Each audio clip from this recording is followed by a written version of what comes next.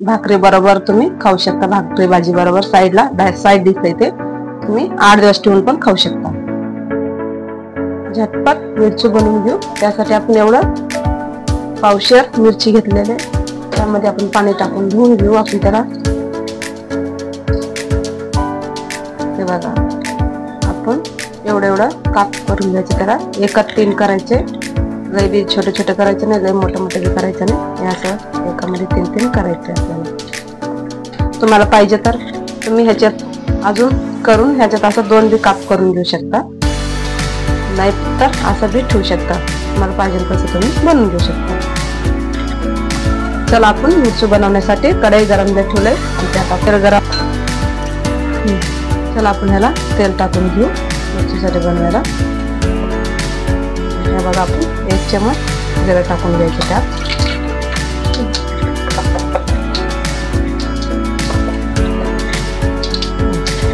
आणि चव अनुसार त्यामध्ये आपल्याला हिंग टाकायची 1 चमचा, चव येते चांगलं।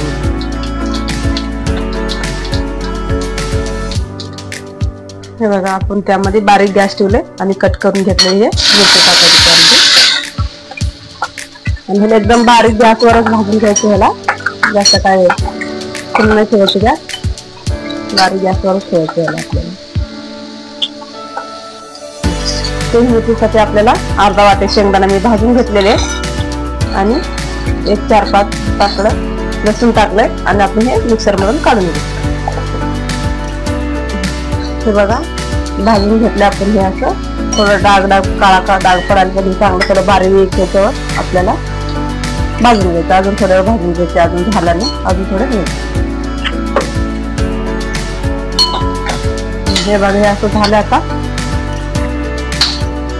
त्यामध्ये 1 छोटा चमच हळद टाकायचे, आणि इथे कुटून घेतले 1 वाटीभर शेंगदाण्याचं कूट आणि लसूण कुटून घेतले टाकायचे त्यात। हे असं एकदम बारीक वरच भाजायचं, लई मोठा गॅस ठेवायचा नाही ह्याला। शेंगदाणा भाजत नाही, एकदम बारीक ठेवायचं, चांगलं होतं एकदम।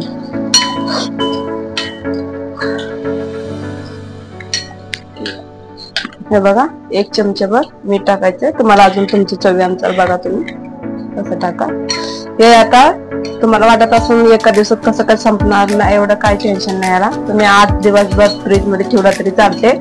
जेवणासंग साईडला आपल्याला चटक मटक मिरची, झटपट मिरची होते, त्यासाठी झटपट मिरची आपण 20ला साईडला म्हणून केलेली आहे। हे बघा शेंगदाण्याचं कूट काय भाजलं नाही, काळा नाही झाला, काय नाही, बाकी मस्त शेंगदाण्याचं कूट हे बघा झालंय। याच्यावरून थोडं कोथिंबीर टाकू आपण, कोथिंबीर टाकून ना त्याला थोडं हलवून घेऊ। मस्त झालंय, जेवणाबरोबर खायला लागते। बघा बघून रेसिपी कसं जर आवडलं तर मला कमेंट करून सांगा। हे बघा हे झालं। आता त्यामध्ये आपण वरून थोडं लिंबू पिळून घ्यायचं आपण ह्याच्यामध्ये थोडं 1 अर्धा लिंबू पिळून घ्यायचं। मस्त लागते, तिखट आंबट चवीला मस्त होते। असं पिळून थोड्या वेळ ह्याला 1-2 मिनिटासाठी आपण हे करायचं, सगळं एकत्र मस्त होते। नंतर आपण काढून घ्यायचं ह्याला।